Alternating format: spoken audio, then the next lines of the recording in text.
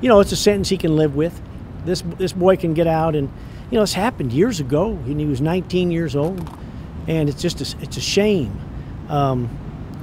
But you know, I think a lesson learned for anyone who's these young Muslims that are on these chat rooms is get off of them.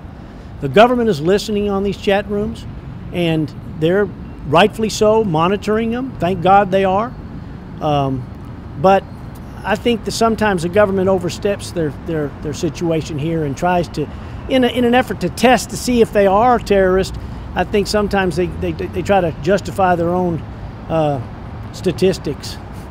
You know, so I can be a little bit critical of the government in that respect. You know, trying to lump him in, you know, my client in with these other terrorists, it's just unfair. I mean, really, this boy wasn't. It just told him he wasn't going to be a terrorist. So they proved that he wasn't a terrorist. Yet, because he introduced the paid informant to the terrorist that he met online, he ended up in a very serious situation.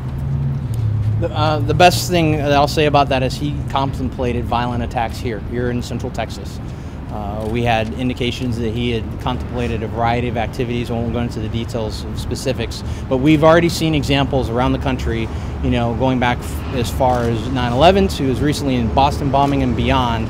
It doesn't take a whole lot to be a violent person and to commit horrible atrocities. And as mentioned before, our mandate, our duty with the U.S. government, the FBI, Department of Justice in general, our duty is to prevent as many of these attacks before they occur, not investigate them after the fact.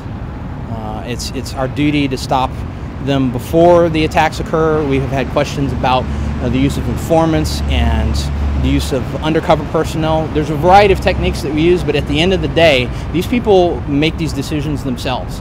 And they come to these ideologies and make the decisions themselves to become violent actors. That's when we become involved.